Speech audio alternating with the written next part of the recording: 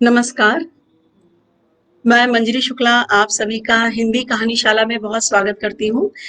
माफ़ कीजिएगा थोड़ा-सा टेक्निकल इश्यू आ गया था, इंटरनेट नहीं चल रहा था। इस वजह से स्टार्टिंग में जो संवाद शुरू किया था वो आपको ठीक से नहीं सुनाई पड़ा। अब आ रहा है क्या वॉइस? अगर आप कमेंट दे देंगे तो मुझे पता चल जाएगा।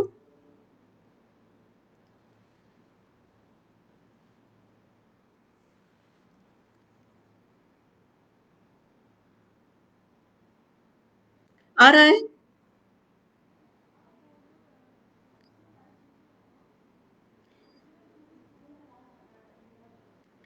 सबसे पहले तो मैं हिंदी कहानीशाला में आप सबका बहुत-बहुत स्वागत करती हूँ और उसके बाद मैं जो हिंदी है ज़िंदगी समूह के जो एडमिन हैं ऋषि शर्मा जी, उनको बहुत धन्यवाद देती हूँ कि उन्होंने मुझे आपके सम्मुख प्रस्तुत होने का अवसर प्रदान किया। आज जो ये हिंदी कहानीशाला है, ये एक अपने आप में बड़ा अनूठा मंच है और बहुत अनोखा प्रयोग है क्योंकि पहली बार ऐसा देखने और सुनने में आ रहा है कि कहानियाँ मँगवाई जा रही हैं, कहानियाँ पढ़ी जा रही हैं और कहानियाँ श्रोताओं के साथ मिलकर सुनी जा रही हैं। जिसे कहते हैं कि जैसे कि आपने उसमें पढ़ा जो भी लोग कहानी लिखना चाहते हैं या कहानी पढ़ना चाहते हैं, कहानी सुनना चाहते हैं, कहानी बुनना चाहते हैं, उनके लिए ये एक बहुत ही बढ़िया समूह है, बहुत सुनहरा मौका है क्योंकि वो अपनी बात हम तक पहुंचाएंगे और हम जो हैं उनकी बात को सबके सामने ले जाएंगे। अभी मैं सबसे पहले आपको ये बता दूं कि इसमें जो है हमने आप लोगों से कहानियां मांगी थी तो हमें 9 कहानियां प्राप्त हुई हैं और 9 कहानियों में जो चयनित हुई कहानियां हैं उन सबको हम ई प्रशस्ति प्रमाण पत्र देंगे। उसके अलावा जो कहानियां मैं आज आपको एक कहानी दूंगी अधूरी कहानी पूरी करने के लिए, तो उस कहानी को आपको पूरा करना है और मुझे 500 शब्दों में वो कहानी भेजनी है। उसके अलावा एक मेरी कहानी होगी तो 1 2 3 1 2 3 का रेशो चलेगा। एक मेरी कहानी, 2 जो है वो आपकी कहानी जो चयनित हुई है जिन पे आपको प्रमाण पत्र मिलेगा और तीसरा वो कहानियां अगले हफ्ते से जो कहानी मैं आज आपको पूरी करने के लिए दूंगी। तो जिन व्यक्तियों की कहानियां चयनित हुई हैं उन सबको हार्दिक बधाई एवं शुभकामनाएं। उनके नाम मैं प्रोग्राम के बीच में लूंगी और जब आपको अधूरी कहानी पूरा करने के लिए बताऊंगी तब।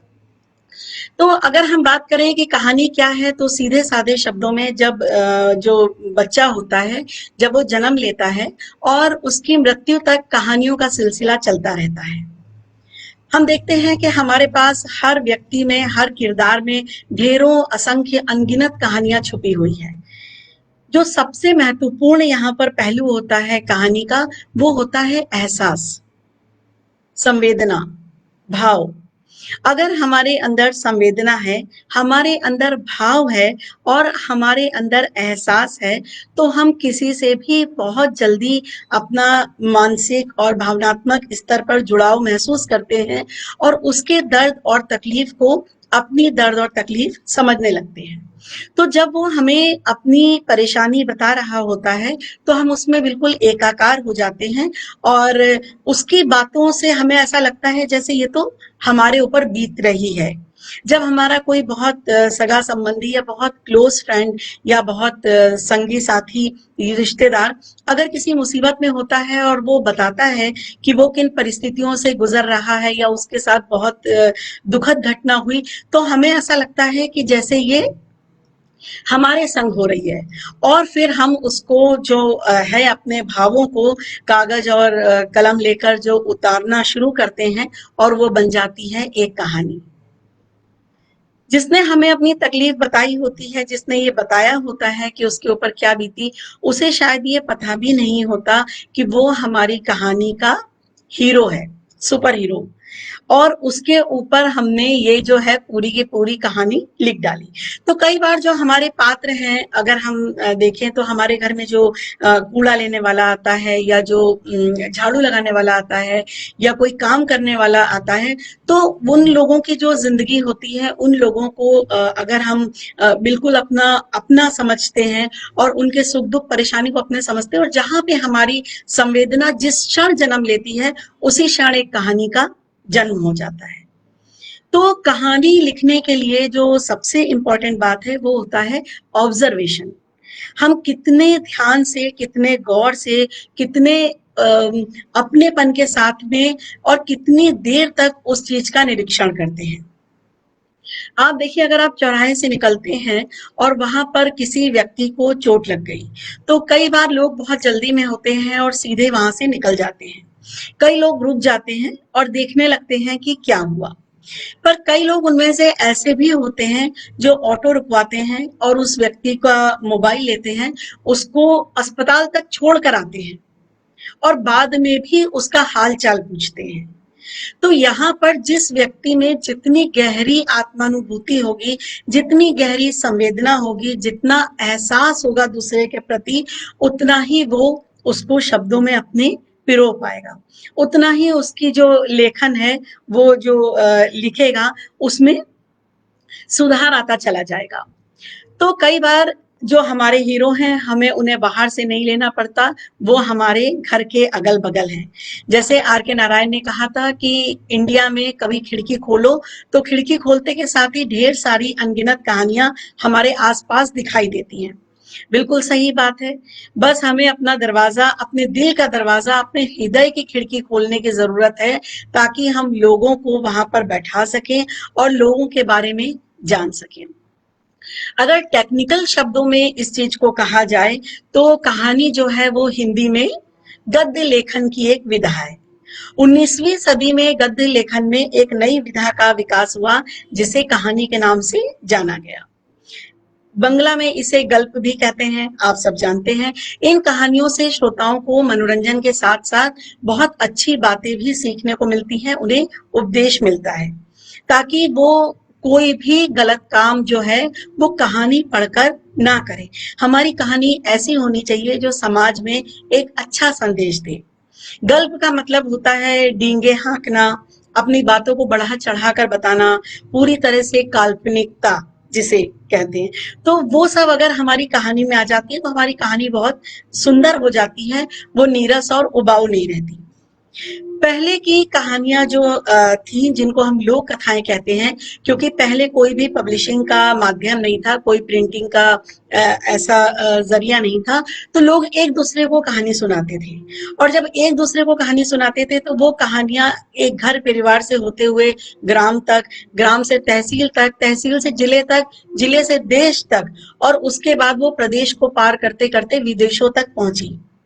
और आज भी अगर आप देखें तो जो लोक कथाओं में जो एक छोटे से बच्चे के लिए कहानी है, जो कि एक खरगोश था और कछुआ था, और कछुआ सो जाता है, खरगोश जीत जाता है, वो उस कहानी को आज के युग में हम ऐसे कई बार कहते हैं, पर वो जो कहानी थी वो इस तरह की थी कि कछुआ जो था वो अपनी मेहनत करता रहता है, वो आगे बढ़ता रहता है, और जो खरगोश है, ये हमारी लोक कथा थी ओरिजिनल, और जो खरगोश है वो बीच में आराम करता है और वो सोचता है अरे भला कछुए जैसा प्राणी क्या पहुंच पाएगा पेड़ के पास में, और वो सो जाता है। जब उसकी आंख खुलती है तब तक कछुआ बहुत आगे निकल चुका होता है और वो जीत जाता है। आज के परिप्रेक्ष्य में हम देखते हैं कि हमारी लोक कथाओं का रूपांतरण हुआ है, और जो मैंने अभी आपसे कहा कि जिसमें कछुआ जो है वो सोचता है कि अरे मेरे तो पूर्वज जीत ही गए थे, और वो आराम से बैठा होता है और खरगोश जीत जाता है। इसी कॉन्टेक्स्ट में जब हम बच्चों की वर्कशॉप लेते हैं तो एक बच्चे ने कहा कि क्या हम इसको ऐसा भी लिख सकते हैं कि जो खरगोश था वो वहां पर बॉर्डर लाइन पर जाकर रुक गया, और उसने कहा नहीं, जब तक मेरा दोस्त नहीं आएगा तब तक मैं आगे नहीं बढ़ूंगा। और दोनों मिलकर आपस में एक दूसरे का हाथ पकड़कर वो जो है वो पार करते हैं और दोनों विजयी होते हैं। तो इसी तरह से जो हमारी लोक कथाएं थी, जो लोक कथाएं अनगिनत लोक कथाएं थी, ये बात अलग है कि उन्हें जो हमारे पूर्वज थे उन लोगों ने कंठस्थ किया हुआ था, क्योंकि अगर वो कंठस्थ नहीं करते तो वो कहानियां हम तक कभी नहीं पहुंच पाती। जैसे कि 1455 में पहली जो किताब प्रकाशित हुई वो बाइबल थी, जो लैटिन में प्रकाशित हुई, और उसके बाद ही हमारा जो है वो प्रिंट मीडिया सक्रिय हुआ, और अब तो आप देखते हैं कि हजारों लाखों किताबें हैं। पर एक दुखद पहलू ये भी है कि हजारों लाखों किताबें हैं, और उनको पढ़ने वाले जो हैं वो भी बहुत चुनिंदा लोग रह गए हैं। कहानी किस्से का दौर एक बार फिर से आ रहा है, ये देखकर खुशी होती है, ताकि लोग कहानियां पढ़ सकें, कहानियां बुन सकें, कहानियां लिख सकें, और कहानियां हमारी आने वाली पीढ़ी को सुना सकें, ताकि कहानियों का सिलसिला हमेशा चलता रहे। कहानी लिखने कैसे कहानी लिखने के लिए क्या करना चाहिए, या कहानी जो है हर किसी के व्यक्ति पहले लिखना शुरू करता है। जैसे जब मैंने लिखना शुरू किया था तो मुझे लगा था कि जो कहानीकार होते हैं वो अलग तरह के लोग होते हैं, वो पता नहीं कैसे होते होंगे, किस तरह के होते होंगे, किस तरह की बातें करते होंगे। पर ऐसा कुछ नहीं है। जब मैंने कहानियां लिखना शुरू किया तो मुझे पता चला कि सब हमारे आपके जैसे ही लोग हैं।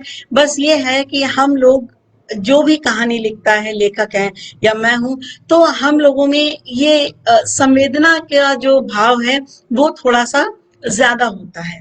और जिसमें जितनी ज्यादा संवेदना होती है, मैं बहुत लोगों की कहानियां पढ़ती हूँ, कई लोगों की कहानियां पढ़कर मैं महीनों भुला नहीं पाती, उन्हीं के आसपास रहती हूँ, क्योंकि वो कहानियां उस तरह से लिखी गई थी, एक साधारण सी बात को कहानी के माध्यम से इतनी सुंदर तरीके से बता दिया गया था कि क्या कहें।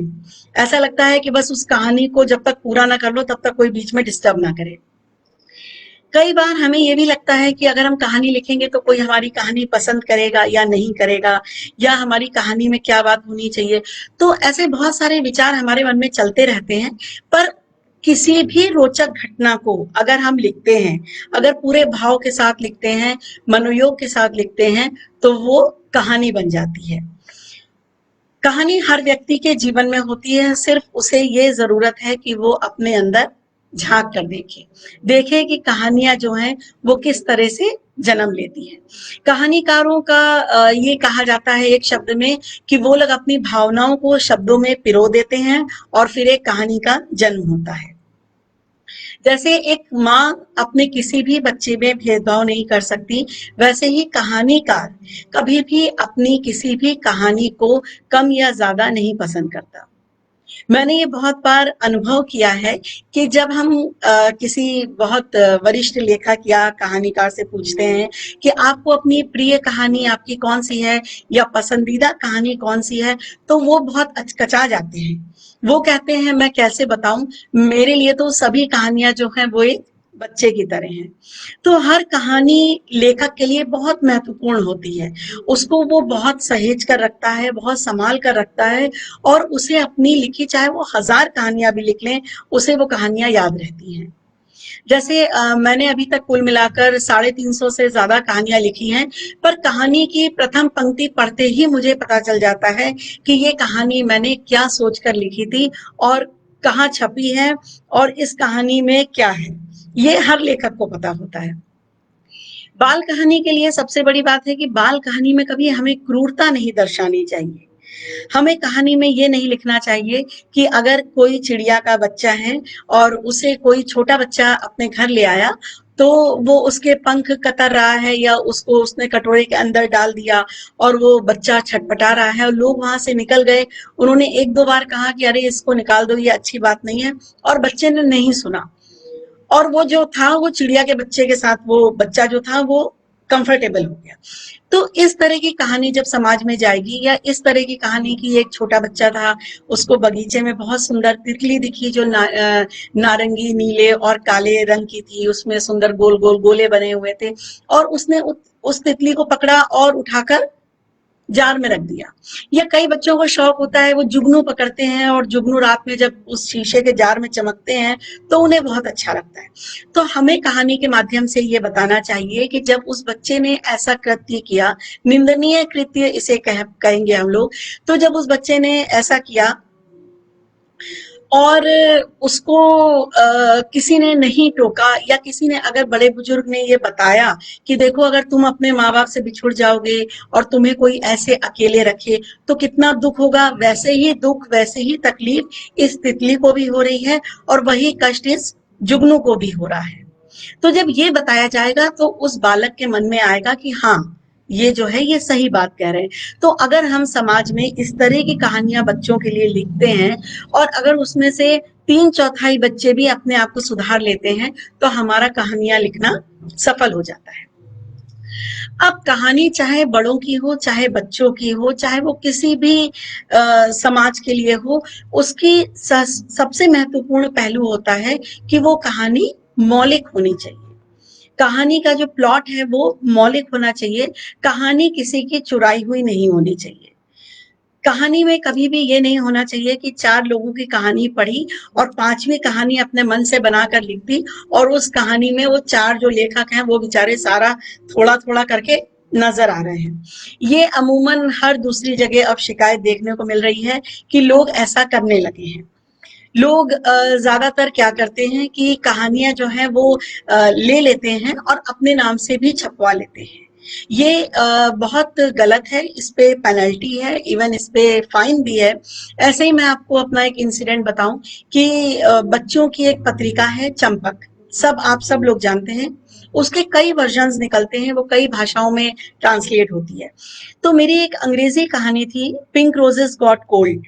ये कहानी मेरी द चिल्ड्रंस मैगजीन में पब्लिश हुई थी कुछ साल पहले, और इस कहानी को मैंने अभी 2 साल 2.5 साल पहले चंपक मैगजीन में देखा।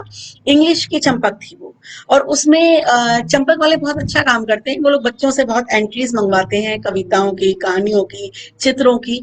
तो वो जो बच्चों वाला सेशन था वो मिडिल पेज के आसपास ही कहीं होता है। तो उसमें जब मैंने देखा तो उसमें कहानी का टाइटल था पिंक रोजेस गॉट कोल्ड।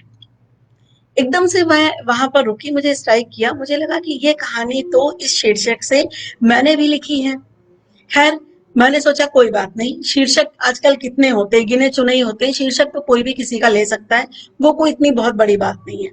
कहानी पढ़ना शुरू किया और जैसे जैसे मैं कहानी पढ़ती चली गई, मुझे इतना आश्चर्य हुआ कि उस कहानी में सिर्फ मेरे नाम की जगह उस बच्चे का नाम था और बाकी कहानी में कोई चेंज नहीं था। तो मैंने चंपक में फोन किया, उनके एडिटोरियल डिपार्टमेंट को इस बात से अवगत कराया। उन्होंने इस चीज को, इस मुद्दे को बहुत सीरियसली लिया और उन्होंने कहा कि क्या आपके पास वो किताब है जिसमें आपकी ये कहानी प्रकाशित हो चुकी है। अब देखिए, साईं बाबा की दया देखिए, उनकी कृपा देखिए कि वो किताब जो थी कॉम्प्लीमेंट्री कॉपी मेरे पास आई थी और मैंने उसको रखा हुआ था अपने पास संभाल के, और इस कारण मैंने उसकी फोटो खींच के फिर उनको भेजा। तो उनका मेल आया कि वैसे उन्होंने बिल्कुल सही बात कही, क्योंकि जब हम किसी एडिटर को कहानी भेजते हैं और हम ये लिख देते हैं कि ये कहानी मौलिक है, तो एडिटर हमारी बात पर विश्वास करता है। उसे कैसे पता होगा कि ये किसी दूसरे के नाम की कहानी है। इसी तरह से चंपक वालों ने कहा कि मैडम, हमें नहीं पता था कि ये कहानी आपकी है और ये इस बच्चे ने भेजी, और उसका जो था उसको अब हम आगे से ब्लैकलिस्ट कर रहे हैं।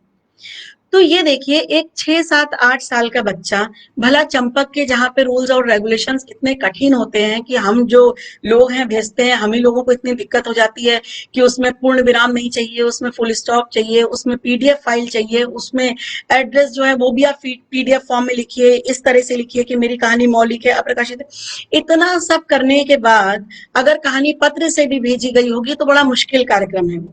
तो ये बच्चा नहीं कर सकता। इसके लिए मैं उस बच्चे को जिम्मेदार कभी ठहराऊंगी भी नहीं। इसका काम जो है वो किसी बड़े ने किया है, और मैंने उस बच्चे को फिर ये बात नहीं बताई, मैंने वहां पे फोन भी नहीं किया, मैंने कोई कांटेक्ट नहीं किया, क्योंकि किसी को इस तरह से कहकर कोई मतलब नहीं था। अब तो जो हो गया वो हो गया। पर सबसे दुखद घटना बच्चे के साथ हुई। अगर उसके पेरेंट्स उसको समझाते कि तुम जो कुछ लिख रहे हो अपनी ओरिजिनलिटी में लिखो, अपनी मौलिकता में लिखो, चाहे वो 5 लाइन का हो, चाहे वो 8 लाइन का हो, इसी तरह से करके ही तो तुम सीखोगे। तो वो बच्चा जो है वो मेहनती बनता, वो शब्द ढूंढता, वो बाहर के लोगों की कहानियां पढ़ता, और इस तरह से उसके मन में ये विचार कभी नहीं आता कि हम किसी की कहानी को जो है इस तरह से लिखते हैं। अब कहानी मौलिकता से एक प्रसंग मुझे और याद आ रहा है, मैं आपके साथ शेयर करना चाहूंगी कि कहानी मौलिकता से मतलब ये नहीं है कि मैंने कहानी लिया और पेन पेंसिल उठाया और प्रेमचंद की कहानी लिखकर भेज दी, जैसे चंपक में उस बच्चे ने किया। कहानी में हमें अपने विचार, अपनी संवेदनाएं, अपने एहसास, अपनी भावनाएं और जिसे कहते हैं सब कुछ अपनी सोच डालनी चाहिए। वो कहानी ऐसी लगे कि जैसे ये कहानी तो कभी पहले लिखी ही नहीं गई। आप देखिए दिवाली पे, प्रदूषण पे, पर्यावरण पे, पेड़ पौधों पे अभी तक लाखों कहानियां लिखी जा चुकी हैं, पर सबके विचार अलग होते हैं, सबकी कहानियों कहने का तरीका अलग होता है, सबकी कहानियों की शैली अलग होती है। एक बार एक मास्टर जी कक्षा के 4-5 बच्चों को लेकर गए एक आम के पेड़ के पास और उन्होंने कहा, अच्छा बताओ क्या तुम इस पेड़ को देखकर कहानी लिख सकते हो? तो उन्होंने कहा हाँ बिल्कुल लिख सकते हैं। तो मास्टर जी ने कहा, अच्छा बताओ तुम क्या सोच रहे हो? तो जब मास्टर जी ने ये कहा, तब तक उस बगीचे का माली आया और उसने उस पेड़ को डंडे से मारना शुरू करा ताकि जो पीले पके हुए आम थे वो झरकर पीछे गिर सके, वो टूट सके। तो पहला बच्चा बोला कि मैं इस पे कहानी लिखूंगा कि माली काका ने पेड़ को डंडे से इसलिए पकड़ के कूटा ताकि जो है हमें मीठे मीठे फल मिले। दूसरे बच्चे ने कहा, मैं तो जो हूँ ये समझ गया हूँ कि बिना डंडा खाए कोई भी काम नहीं करता है, तो सबसे जो है वो दबाव से काम करवाना चाहिए, प्रेम से कोई आपकी बात नहीं सुनेगा। तीसरे बच्चे ने कहा कि मैं होता तो जो है मैं बंदर को पेड़ पे चढ़ा देता और ये जो बाकी जो पेड़ पे बचे हुए आम हैं इनको कौन खाएगा, इसलिए मैं उनको खाता, हरे आमों को, और जो है बढ़िया मजे से वहीं किसी डाल पर जो है बैठ के सोता। चौथे बच्चे ने कहा, देखिए उसका नजरिया देखिए, उसने कहा कि मैं ये समझ गया हूँ कि हमें जो है इस आम के पेड़ की तरह होना चाहिए, हमें इतना उदार और विनम्र होना चाहिए कि अगर कोई हमारे साथ कभी कोई खराब व्यवहार करके चला गया है तो हम बदले में उसके साथ अच्छा करें, जैसे ये पेड़ हमें मीठे फल दे रहा है। तो इसी तरह से एक एक चित्र को देख के, एक वस्तु को देख के, एक पेड़ को देख के आप कभी चांद को देखिए, सूरज को देखिए, सितारों को देखिए, पक्षियों को देखिए, झरने को देखिए या कोई सीनरी देखिए, तो मन में कितनी अच्छी कल्पनाएं आती हैं, कितने अच्छे विचार आते हैं। और आपके साथ अगर कोई आपका दोस्त बैठा हुआ है और वो भी सांझ का समय है, सूरज डूब रहा है और आसमान में जो है वो हल्की लालिमा छाई हुई है, पक्षी अपने घरों को लौट रहे हैं, खाना बन रहा है, चूड़ियों की खनखनाहट सुनाई पड़ रही है, तो इस तरह का जो दृश्य होता है, इसको जो भी व्यक्ति होगा वो अपने जो उन घटनाओं से गुजर चुका है उसके हिसाब से ही लिखेगा।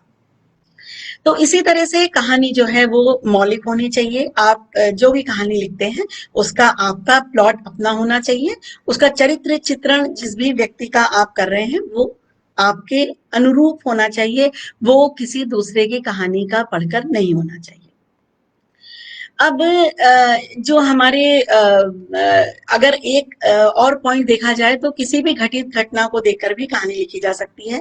किसी के साथ में कुछ हुआ हो, किसी के साथ में कोई किसी को प्राइज मिला हो, कोई बच्चा बहुत संघर्ष करने के बाद में प्रथम आया हो अपनी कक्षा में, उसके घर में इलेक्ट्रिसिटी नहीं हो, उस दिन बिजली नहीं आई हो और उसने बैठकर मोमबत्ती में अपनी तैयारी करी हो, इस तरह की घटनाएं जो हैं वो दूसरे बच्चों को प्रेरणा देंगी, उन्हें अच्छा बनने पर वो मजबूर कर देंगी, ताकि उस बच्चे को जिसने ये कहानी पढ़ी है, अगर कभी ये लाइट चली जाती है तो वो आराम से चद्दर ओढ़ के तान के सो नहीं जाएगा, वो मोमबत्ती जलाएगा और वो भी प्रथम आने की कोशिश करेगा, क्योंकि वो जो कहानी है वो उसके अवचेतन मन में कहीं ना कहीं बैठ गई है।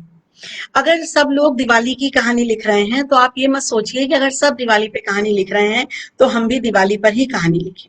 आप होली पे कहानी लिखिए, बहुत सारे रंग हैं, गुलाबी, हरा, पीला, नारंगी, मरून, बैजनी, और उनमें जो बच्चे खेलते हैं पिचकारियां लेके, इतने अच्छे अच्छे गाने होते हैं, गाने गाते हैं लोग, उसमें मस्ती करते हैं, नाचते हैं, गुजिया बनती है, आप उस पर कहानी लिखिए।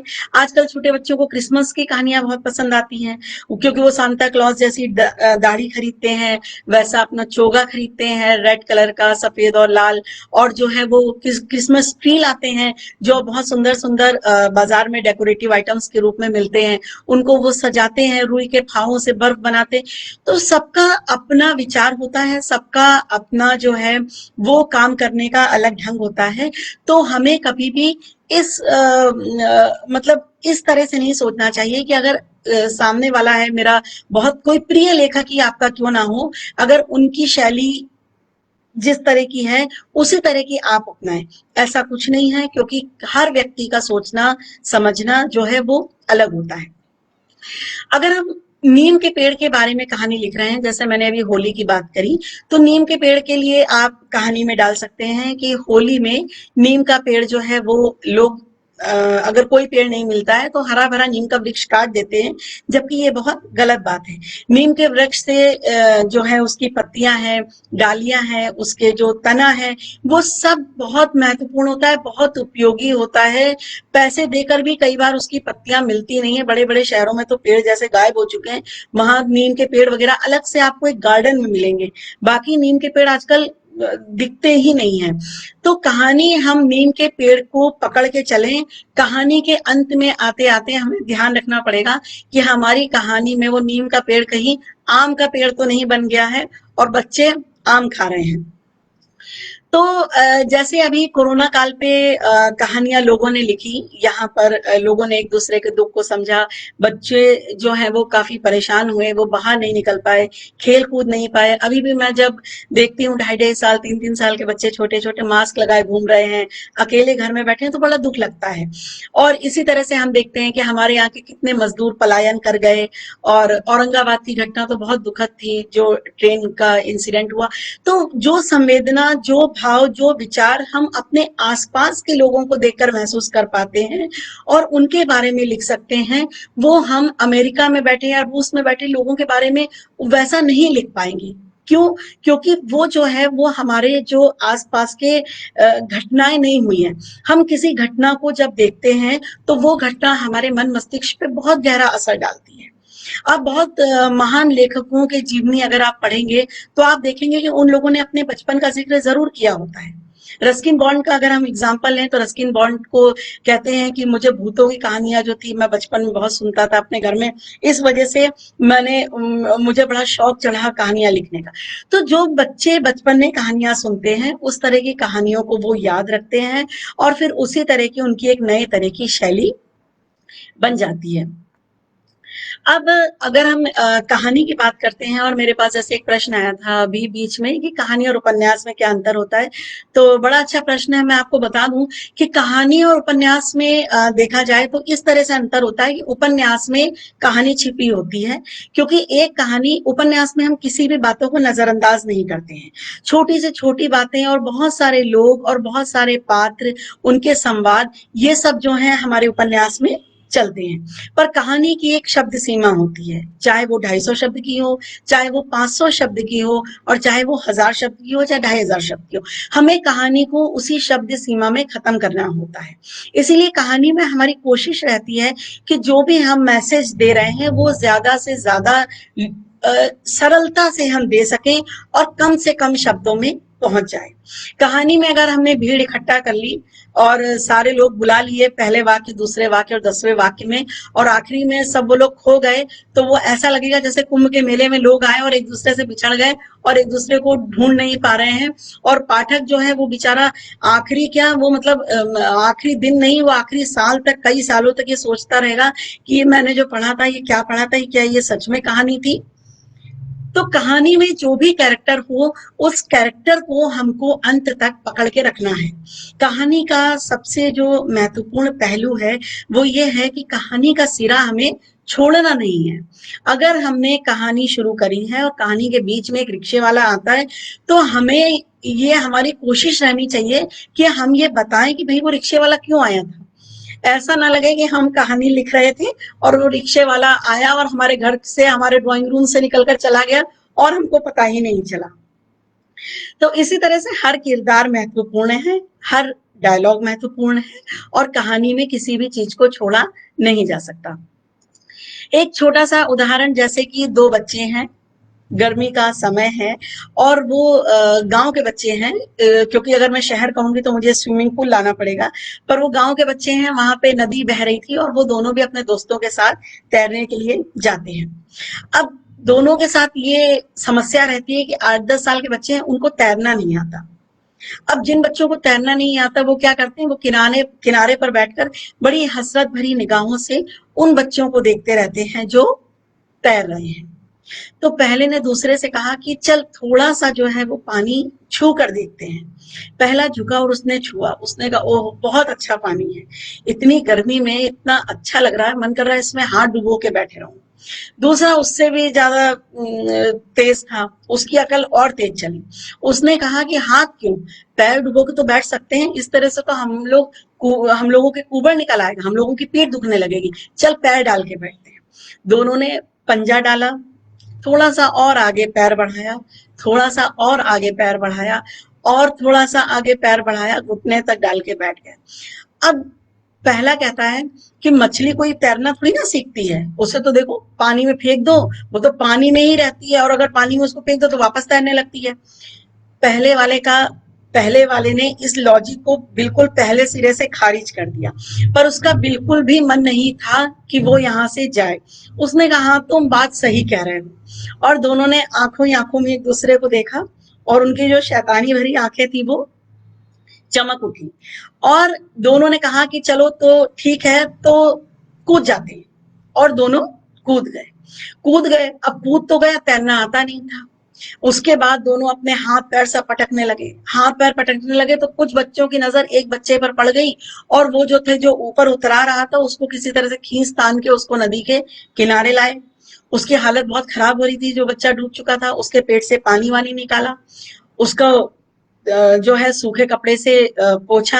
अब देखिए मैं बोल रही हूँ और आपका ध्यान कहाँ है, उस पहले वाले बच्चे पे, कि ये तो दूसरा तो बचा, वो उसका क्या हुआ जो वो पहला था।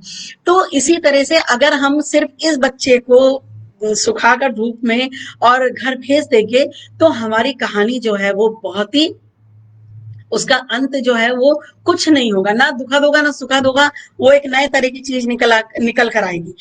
अगर हम ये कहते हैं कि तब तक पहला बच्चा जो था वो किसी तरह से गिरते पड़ते हाथ पैर मारते हुए नदी के किनारे पर आ गया, और उसने अपने आप को बचा लिया और अपने दोस्त को देखा और हंसने लगा, और दोनों घर चल दिए। और उन्होंने ये सोचा कि ये सही बात है कि जब तक हम पूरी तरह से तैरना नहीं सीख लें तब तक हमें नदी में नहीं उतरना चाहिए। तो कहानियां जो हैं वो इस तरह से होनी चाहिए ताकि कहानी का कोई मैसेज जाए, बच्चे जो हैं उसको पढ़कर कुछ सीखें, और बातों ही बातों में सीखें, उसके लिए कोई बहुत बड़ी अलग से करने की बात जरूरी नहीं है। जैसे मेरे बहुत फेमस प्रिय लेखक हैं और बहुत फेमस है मालगुडी डेज के आर के नारायण, उन्होंने लिखा था कि you become writer by writing, it's a yoga. तो आप कहानी लिखने की हम जितनी प्रैक्टिस करेंगे योगासन की तरह, क्योंकि वो एक दिन में नहीं आता है, किसी का हाथ दुखता है, किसी की कमर दुखती है, किसी की पीठ दुखती है, कई तो बेचारे फिजियोथेरेपी के उसमें चले जाते हैं। तो अगर हम कहानी लिखने की प्रैक्टिस करते रहेंगे तो एक दिन कहानी हम जो है वो बहुत बेहतर ढंग से लिख पाएंगे, और अपने शब्दों को हम दूसरों तक अपनी भावनाओं के रूप में पहुंचा पाएंगे। और अब मैं आपको बताना चाहूंगी जिन लोगों की कहानियां चयनित हुई हैं, कुल बहुत सारी तमाम कहानियां आई थी, उसमें से हम लोगों ने 9 कहानियां चयनित की हैं। उनके नाम हैं उन लेखकों के, उनको बहुत बहुत बधाई और शुभकामनाएं। आप सब लोग अगर ये प्रोग्राम सुन रहे हैं, कार्यक्रम सुन रहे हैं, तो मैं आपको बता दूं कि आप की कहानियां जो हैं उन पर आपको ई प्रशस्ति पत्र जो है वो मिलेगा समूह की तरफ से। और ये जो कहानियां हैं मैं ये हर हफ्ते 2-2 कहानियां पढ़कर सुनाऊंगी। तो जो चयनित हुए हैं उनके नाम इस प्रकार हैं: अंजू छारिया, पश्चाताप के आंसू उनकी कहानी का नाम, डॉक्टर उमा मेहरा की पूंछ वाली सुनहरी पतंग, नीरू सिंह की डांस क्लास, सुषमा रजनीश की भालू की परेशानी, राजेंद्र कुमार सिंह की बूंद बूंद मिलकर बनती है सागर, शिवचरण सरोहा की सच तो यही है, अंशु आनंद की त्याग, डॉक्टर विजयानंद की ना की अशरफी, और दीपिका शर्मा की भगवान करे। तो आप सबको बहुत बहुत बधाई, आप सबकी कहानियां चयनित हुई हैं। और आज मैं जिन कहानी को पढ़ रही हूँ उसमें पहली कहानी मैंने ली है, बड़ी सुंदर कहानी है डॉक्टर उमा मेहरा जी की। ये हिंदी विभाग में अध्यक्षा हैं। इनकी कहानी का शीर्षक है पूंछ वाली सुनहरी पतंग। एक बात और मैं इनके बारे में बताऊंगी कि वो स्नेही इंटरनेशनल स्कूल दिल्ली में कार्यरत हैं। मोनू अपनी नानी के घर जब भी जाता उसे वहां पतंग उड़ाने की आजादी मिल जाया करती थी। शायद यही एक कारण था कि वह नानी के घर मौका मिलते ही चला जाता था। जाहिर है हमारा मोनू पतंगबाजी का बहुत शौकीन था। आसमां में जब उसकी रंग बिरंगी पतंग ऊंची उड़ान उड़ती तो उस पतंग के साथ साथ उसका मन भी उड़ता था। पतंगे उसे इतनी पसंद थी कि वो अपनी जेब खर्च के सारे पैसे बस पतंग, चक्री और महंगा वाला माजा खरीदने में ही खर्च कर देता था। पतंग और उसके बीच किसी तीसरे की जगह ही नहीं थी। मोनू पतंग उड़ाता, ऊंची और ऊंची और ऊंची, और उसका ममेरा भाई रमन चक्री पकड़े उसके ढील देने और लपेट लेने के ऑर्डर को चुपचाप मानता रहता। चारा भी क्या था, उम्र के साथ पतंग उड़ाने की कला में वो अभी छोटा था, वो मोनू की तरह निपुण नहीं था, पर वह भी मोनू के शौक का साथी था। उसके मन में मोनू की तरह ऊंची उड़ान भरती पतंग उड़ाने की चाहत थी। दोनों का बस चलता तो तपती दोपहरी में ही छत पर डेरा डाल लेते, पर घर के तमाम बड़ों की डांट से बचने के लिए वो ये नहीं करते थे। इसीलिए शाम का समय तय किया गया।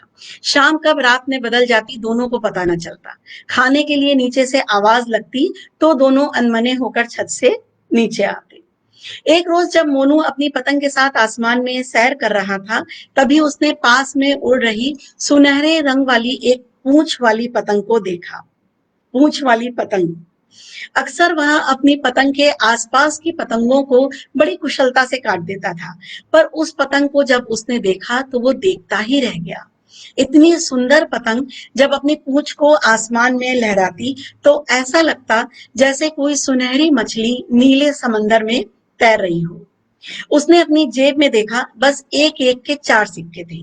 तभी उसे अचानक याद आया कि उसकी नेकर की जेब में उसने नानी जी का दिया हुआ 5 का सिक्का भी रख छोड़ा है। उसने सोच लिया कि वो भी वैसी ही पूंछ वाली पतंग खरीदेगा, पर कहां से? उसने तो पतंग की ऐसी दुकान मतलब पतंग की किसी भी दुकान पर ऐसी पतंग देखी ही नहीं थी। रमन से पूछा तो उसने बताया कि पूंछ वाली पतंग तो सड़क वाली बड़ी दुकान पर मिलती है। फिर क्या था, मोनू रमन के साथ पूंछ वाली पतंग लेने पहुंच गया। पूछने पर पता चला कि वह पूंछ वाली पतंग तो खत्म हो गई। मायूस मोनू मुंह लटकाए पलटकर 2 कदम चला ही था कि दुकानदार ने आवाज दी, ठहरो। एक आखिरी पतंग बहुत नीचे दबी पड़ी थी, इसीलिए उसे दिखी नहीं थी। मोनू को तो जैसे खुशियों का पूरा संसार मिल गया हो। उसने झट से कहा, दे दो। दुकानदार ने उससे कहा कि वो पतंग पूरे 10 रुपए की है। 10 रुपए सुनते ही मोनू घबरा गया। उसके चेहरे पर चिंता की लकीरें उभर आई। उसने सोचा भी नहीं था कि पूंछ वाली पतंग इतनी महंगी होगी। उसने अपने सारे सिक्के निकालकर काउंटर पर रखे और गिना, 1, 2, 3, 4, 5, और इस तरह से पूरे 9, पर 10 रुपए में अभी भी 1 रुपया कम था। उसने रमन को बताया कि वह पतंग नहीं खरीद सकता क्योंकि 1 रुपया तो कम है। तो रमन ने अपने कुर्ते की जेब से वो रुपया निकालकर काउंटर पर रख दिया, जो उसने अपनी मनपसंद चॉकलेट वाली टॉफी के लिए बचा कर रखा था। मोनू के चेहरे पर मुस्कान खिल गई और उसने सभी सिक्के दुकानदार की ओर सरका दिए और अपनी पूंछ वाली पतंग को लेकर नानी के घर की ओर भागा। पीछे पीछे रमन भी उसके भाग रहा था। उसके हाथ में पूंछ वाली पतंग सिर्फ एक पतंग नहीं बल्कि खुशियों के आसमान में ऊंची उड़ान भरने के लिए वो जरूरी पंख थी। घर के दरवाजे पर एक बाहर निकली कील की चुभन से उस सुनहरी पूंछ वाली पतंग बीच से फट गई। मोनू ने जब उस पतंग को देखा तो उसका कलेजा धक से रह गया। उसके आंसू निकल आए और वो बहुत देर तक रोता रहा। रुआसा रमन भी कमरे के दरवाजे पर खड़ा हुआ उसे देख रहा था। रोते रोते मोनू कब सो गया उसे पता ही नहीं चला। शाम को जब मोनू उठा तो उसने सुनहरी पूंछ वाली पतंग को अपने पास ही पाया, पर अब वो फटी हुई नहीं थी। ये चमत्कार कैसे हुआ उसे नहीं मालूम। उसे तो सब एक सपना सा लग रहा था। वहीं दूसरी ओर कमरे की खिड़की से उसे देखकर रमन मंद मंद मुस्कुरा रहा था। बहुत सुंदर कहानी। आपको इस कहानी के लिए बधाई। दूसरी कहानी है राजेंद्र कुमार सिंह जी की। इनकी कहानी का शीर्षक है बूंद बूंद मिलकर बनती है सागर। नरेन खरगोश पढ़ने लिखने में बहुत तेज था। वो हमेशा अपने क्लास के तमाम मित्रों में सबसे अधिक और अच्छे अंकों से उत्तीर्ण होता था। उसके समक्ष कोई भी नहीं टिकता था। इसीलिए झबरा बकरी, भोलू भालू, चितकबरा हिरण नरेन से चिढ़े रहते थे। नरेन खरगोश को पढ़ाई में मात देने के लिए सबने कमर कसी, पर नरेन के समक्ष सब टाए टाए फिस हो जाते। नरेन पढ़ने लिखने में जितना तेज था, सामाजिक कार्यों में वो उतना ही पिछड़ा हुआ था। यही कारण था कि वो समाज से हमेशा कट कर रहता था। इसीलिए समाज में उसे किस तरह से उठना बैठना है, किससे कैसी बातें करनी है, वह बिल्कुल अनाड़ी था। नरेन को समाज में कोई नहीं पूछता था। एक दिन वो अपने घर के अग्रभाग में चारपाई पर बैठा यही सोच रहा था कि लोग आखिर उससे कतराते क्यों हैं। जिस तरह अध्यापक गण के बीच स्नेह व आदर की दृष्टि से देखा जाता है, समाज के लोग उसे आदर की दृष्टि से क्यों नहीं देखते। यही बात उसके दिल में बार बार टीस रही थी। नरेन को घर के दरवाजे पर उदास बैठा देखकर चंकी बंदर से नहीं रहा गया और वो पूछ बैठा, किस मुसीबत में फंस गए हो नरेन, ये उदासी क्यों। चंकी बंदर की बात सुनकर नरेन पहले तो सकुचाया, पर चंकी के बार बार आग्रह करने से प्रभावित होकर उसने उदास स्वर में कहा, चंकी भैया, जैसी प्रतिष्ठा मुझे स्कूल के अध्यापक गण की तरफ से मिलती है, वैसी प्रतिष्ठा अपने समाज, अपने गांव में नहीं मिलती। इसका कारण क्या है, ऐसा क्यों। नरेन की बात सुनकर चंकी ने जवाब दिया, पढ़ने लिखने में तुम होशियार हो, इसीलिए स्कूल के अध्यापक गण तुमसे आदर व स्नेह की भावना रखते हैं। इसी तरह सामाजिक क्रियाकलापों में अगर तुम तेज हो जाओगे तो समाज के लोग भी तुमसे अच्छा व्यवहार करेंगे। पर कैसे पाऊंगा मैं आदर समाज में। ये कहते हुए नरेन जो था वो परेशान हो गया। उसने कहा, मैं तो इस मामले में बिल्कुल अनाड़ी हूँ।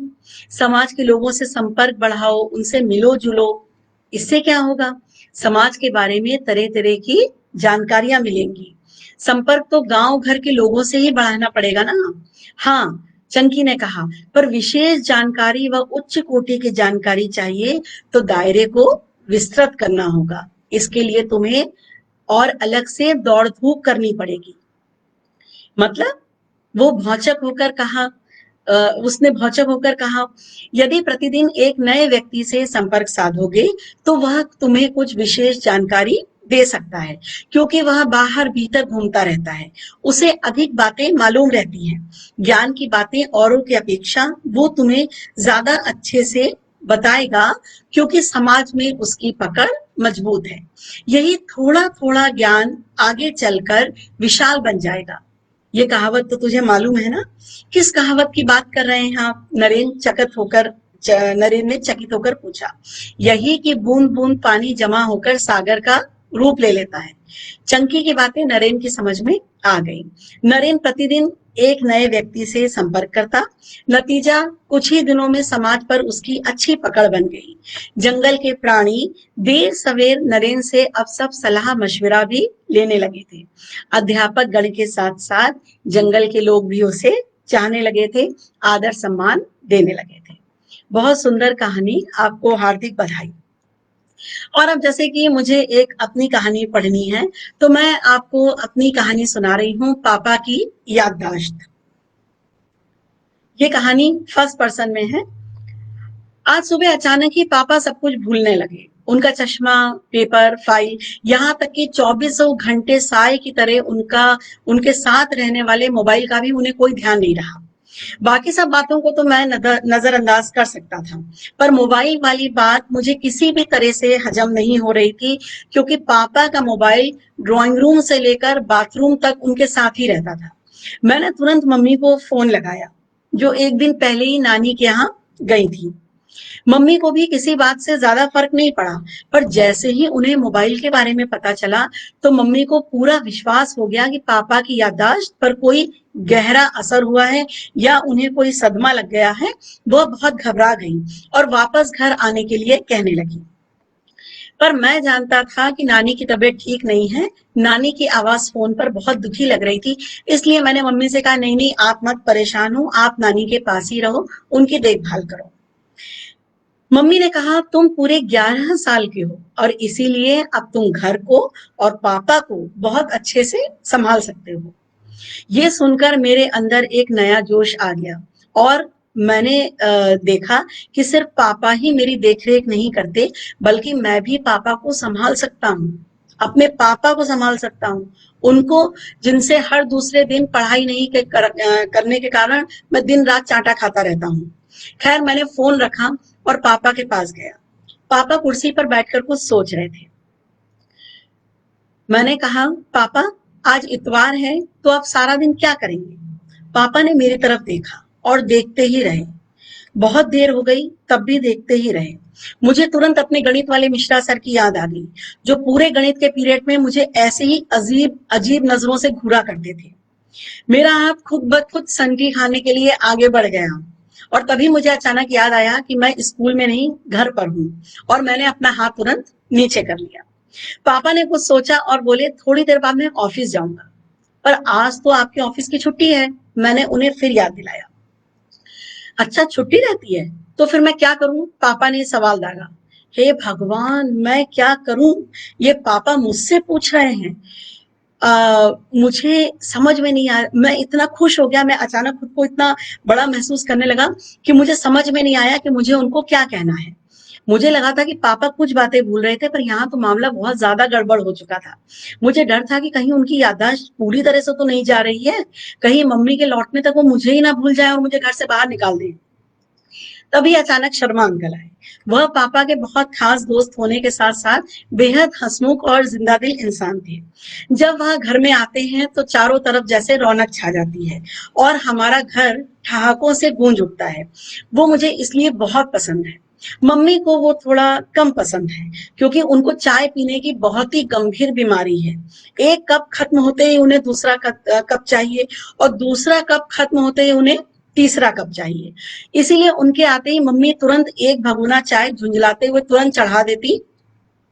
शर्मा अंकल को देखते ही पर पापा मुस्कुरा उठे। मुझे ये देखकर अच्छा लगा। अंकल मुझसे बोले, बेटा जरा चाय चढ़ा देना।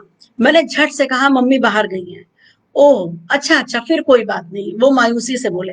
मैंने भगवान का शुक्र मनाया कि उन्होंने मुझसे चाय बनाने के लिए नहीं कहा।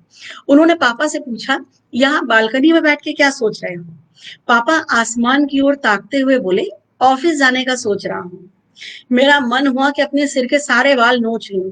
हे भगवान, कितनी बार बताऊं कि आज इतवार है? मैंने कुछ झुंझलाते हुए पापा से कहा, आपको कितनी बार बता चुका हूं कि आज संडे है, आज इतवार है, आपको ऑफिस नहीं जाना है। अंकल धीरे से मेरे पास आकर बोले, अरे कहीं ऐसा ना हो कि तुम्हारी मम्मी के आने से पहले ही तेरे पापा तुझे भूल जाएं और घर से बाहर निकाल दें। मैंने उनकी तरफ आश्चर्य से देखा। अंकल इस पर ही नहीं रुके और एक लंबी सांस लेते हुए बैठ गए और बोले, और तुम मुझे किसी किसी बस स्टैंड या रेलवे स्टेशन के सामने बैठे हुए मिलो। मैं घबरा गया और मैंने उनसे कहा, आप भी बिल्कुल मेरी ही तरह सोचते हैं। मैं भी यही सोच रहा था कि कम से कम मुझे पापा अभी पहचान तो रहे हैं, पर मैं ऐसा क्या करूं कि पापा की याददाश्त वापस आने लगे। अंकल इधर उधर देखते हुए कुछ सोचने लगे, मानो उनसे कोई बहुत मुश्किल बात पूछ ली हो। अचानक वो कुर्सी से उछले और जमीन पर बैठकर बोले, मुझे लगता है कि तुम्हें अपने पापा को वो किस्से कहानियां सुनकर सुनाने होंगे या पढ़कर सुनाने होंगे जो उन्होंने बचपन में सुने थे, ताकि उन्हें सभी पुरानी बातें याद आ जाएं और उनका दिमाग फिर से चकरघिन्नी की तरह नाचने लगे। मैंने मन ही मन सोचा, जैसे पापा भुलक्कड़ हैं वैसे ही उनके दोस्त भी भुलक्कड़ हैं। मैंने चिढ़ते हुए कहा, मुझे भला उनके बचपन की बातें कैसे याद होंगी? क्या मैं उनके साथ पैदा हुआ था? ये सुनते ही शर्मा अंकल इतनी जोर से हंसे कि उनकी आंखों में आंसू आ गए। वह आंसू पोंछते हुए बोले, हे भगवान, चाय के बिना तो मेरा दिमाग बिल्कुल काम नहीं करता है। और मैं कुछ कहता इससे पहले ही वो चाय बनाने के लिए तीर की गति से किचन के अंदर पहुंचकर खटर पटर करने लगे। तो मैंने थोड़ी देर बाद किचन के बाहर से ही अपना दिमाग लड़ाते हुए कहा, दादी माँ को यहीं पर बुला लेते हैं। अंकल चाय की चुस्की लेते हुए बोले, तेरी दादी को तो वैसे ही कुछ याद नहीं रहता, भगवा वाला पापा को क्या याद दिलाएंगी। मैंने कहा, दादी की तो उम्र हो गई है, पर पापा की तो अभी ऐसी कोई खास उम्र भी नहीं हुई है जो वो सब कुछ भूलने लगे हैं। अंकल चाय के प्याले में झांकते हुए बड़े ही दुख भरे स्वर में बोले, चाय तो प्याले की तली तक पहुंचने वाली है। मुझे इस समय इतना जोरों से गुस्सा आया, चाहे दुनिया में आग लग जाए, चाहे प्रलय आ जाए, पर वो अपनी चाय को एक पल के लिए भी नहीं भूलते थे। तभी अचानक वो मेरी तरफ देखकर धीरे से बोले, तू ऐसा कर कि तेरे पापा को अपनी कोर्स की किताबें पढ़कर सुना और खूब चिल्ला चिल्ला कर उनके पास बैठ के पढ़ाई कर। कोर्स की किताब की बात सुनते ही जैसे मेरे अंदर का कोई गुब्बारा फूट गया और मुझे लगा कि पल भर में मेरी सारी हवा निकल गई। मैंने पूछा थूक निकलते हुए कि वो भला क्यों? वो इसलिए क्योंकि बीज गणित और रेखा गणित में आज तक तो कोई अंतर हुआ नहीं है। जो हमारे बाप दादा पढ़ते थे वही हमने भी पढ़ा, और जो हम पढ़ते हैं ठीक वैसा ही तुम पढ़ रहे हो। न मराठा बदले न मुगल। और ये कहकर वो जोरों से हंस दिए। मैंने हंसते हुए कहा, अंकल बात तो आप ठीक कर रहे हैं, मैं यही करूंगा। पर मेरे मुंह से ये बात निकलते ही जैसे मेरी जान निकल गई। मैंने सोचा, कह तो दिया कि मैं ये कर लूंगा, पर मैं ये कैसे करूंगा? हे भगवान, मुझे तो पढ़ना बिल्कुल भी पसंद नहीं है। मैं भी कहाँ फंस गया। अगर मम्मी यहाँ होती तो पापा की याददाश्त तेज करने के लिए उनके पास हजारों नुस्खे निकल आते, तो कम से कम मेरी इतनी बुरी हालत नहीं होती और मुझे इतनी चिंता करने की जरूरत भी नहीं होती। पर अब तो सारे घर की जिम्मेदारी मेरे नाजुक कंधों पर थी। मैं अपना कमजोर दिमाग भला चलाऊं तो चलाऊं कैसे, जो किताबों को देखते ही सो जाता है। इतिहास, भूगोल और गणित को तो याद करके मैं उनके नाम से ही कांप उठा। त्रिकोण, समकोण और भी पता नहीं कौन कौन से कोण जो मैंने कभी परीक्षा के समय भी याद नहीं किए थे, वो मुझे अब पढ़ने होंगे। पापा की भूलने की बीमारी ठीक करने के लिए मुझे ये सब करना होगा, और मैं पापा को ये बात जरूर बताऊंगा कि मैंने उनके लिए ही ये सब पढ़ा, वरना मैं मर जाना ज्यादा पसंद करता। गणित की किताब के बारे में सोचते ही मैंने भगवान से कहा, हे ईश्वर, तूने मेरी याददाश्त क्यों नहीं छीन ली? मेरा नाम भी स्कूल से कट जाता, और इस भरी दुनिया में एक बच्चा अगर दिन भर छत पर पतंग उड़ाता और पेच लड़ा कर काटता, तो पतंग बेचने वाले सलीम चाचा भी मुझे कुछ दुआएं देते। मुझे तो समझ ही नहीं आता कि कौन सी नौकरी में कोण पूछे जाते हैं। फिर मन मारकर मैं पापा के पास जाकर अपनी इतिहास की किताब लेकर बैठा। उस किताब का पहला पन्ना खोलते ही मुझे जमाई आने लगी। पर किसी तरह मैंने पापा के पास बैठकर एक पूरा पाठ पढ़ा, जो मैंने पिछले 6 महीने में भी नहीं पढ़ा था। पापा ने मुस्कुराकर मेरी ओर देखा तो मुझे बहुत अच्छा लगा। फिर तो पता नहीं कब मैं खुद ही पापा के पास बैठकर पढ़ाई करने लगा, मैं जान ही नहीं पाया। इसी बीच मम्मी भी लौट आई थी, पर पापा मुझसे जब मेरी किताब से प्रश्न करते थे तो मुझे उत्तर देकर बहुत खुशी होती थी। मैं उन्हें जब भी उत्तर देता था मुझे बहुत अच्छा लगता था। सबसे बड़ा आश्चर्य पापा और मम्मी के साथ साथ मुझे तब हुआ जब क्लास में मैं आगे से दूसरे नंबर पर आया। हमेशा लाल लाल गोलों से भरा हुआ रिपोर्ट कार्ड पहली बार गुड और वेरी गुड से भरा हुआ था। इसी बीच शर्मा अंकल आए और मुझे ढेर सारी बहुत सारी चॉकलेट देकर मम्मी से उन्होंने चाय बनाने के लिए कहा। पर इस बार मम्मी का चेहरा उन्हें देखते ही खुशी के मारे खिल उठा और उन्होंने तुरंत चाय का भगोना चढ़ा दिया। मैं पापा के कमरे के अंदर जा ही रहा था कि अंकल की आवाज आई, जो पापा से पूछ रहे थे कि उनकी याददाश्त वापस आई या नहीं। और पापा ने जोर से ठहाका लगाया और हंसते हुए बोले कि अब तो वो वार्षिक परीक्षा के बाद ही आएगी। और शर्मा अंकल और पापा जोर जोर से अपना पेट पकड़कर हंसने लगे। मैं कुछ देर तक तो कमरे के बाहर चुपचाप सन्न खड़ा रहा और फिर मुस्कुराते हुए पापा के पास अपना बस्ता लेकर चल दिया, उन्हें अपना अगला पाठ सुनाने के लिए। तो ये थी मेरी कहानी, पापा की याददाश्त। हम लोग अब कार्यक्रम के अंतिम चरण में पहुंच चुके हैं, जहां पर मैं आपको एक कहानी का पैरा दूंगी और उस कहानी को आपको हमें पूरा करके भेजना है। आप ईमेल आईडी नोट कर लीजिए। ईमेल आईडी बहुत सिंपल है, बहुत सरल है, kahanishala@gmail.com, KAHANISHALA@gmail.com। आपको कहानीशाला पे हमें कहानी भेजनी है और जो शब्द सीमा है वो 500 शब्दों की है। जब अगले इतवार 6:30 बजे आपसे मुलाकात होगी। तो मैं 3 रचनाओं को, 3 कहानियों को आपके सम्मुख प्रस्तुत करूँगी और उन कहानियों को पढ़कर सुनाऊँगी कि किन लोगों की कहानियाँ जो हैं वो अधूरी रचना जिन लोगों ने पूरी करी है, किन लोगों की कहानियाँ सम्मिलित हुई हैं। तो कहानी है, मेरी कहानी है और इसे आपको पूरा करना है। मैं शुरुआत का अंश आपको पढ़कर सुना रही हूँ।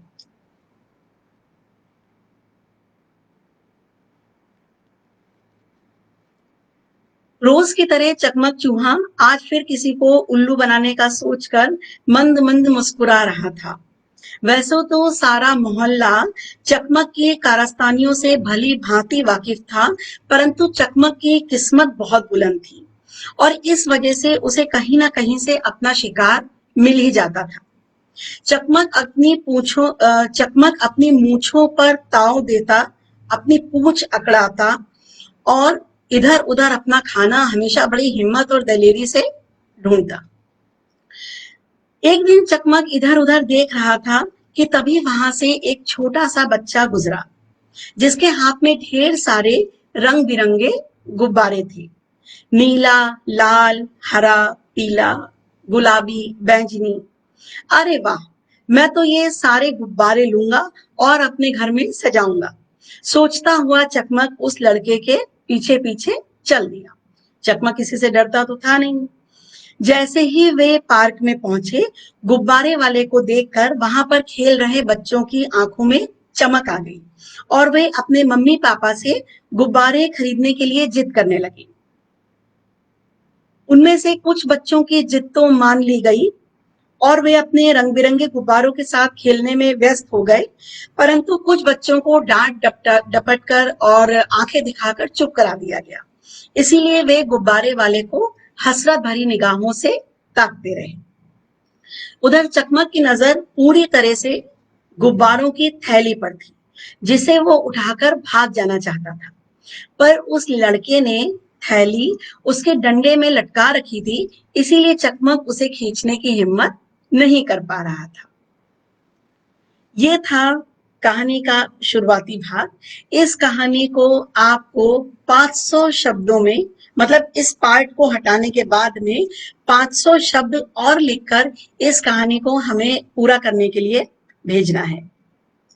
मैं आपको एक बार फिर से ईमेल आईडी बता दूं, kahanishala@gmail.com, KAHANISHALA@gmail.com। तो बहुत अच्छा कार्यक्रम है, बहुत अलग तरह का है।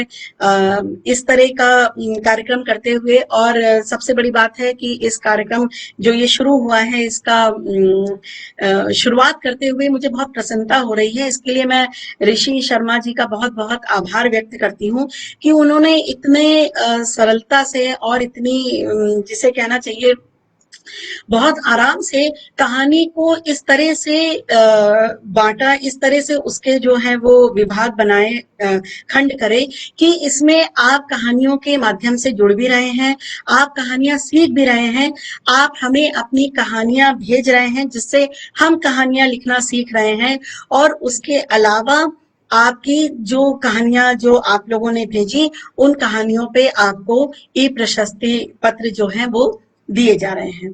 तो कुल मिलाकर जो है ये इसी तरह से ये कार्यक्रम आगे बढ़ेगा, पर अगली बार इसमें एक नई चीज ऐड हो जाएगी, जो अधूरी रचना पूरी करो वाला कॉलम है।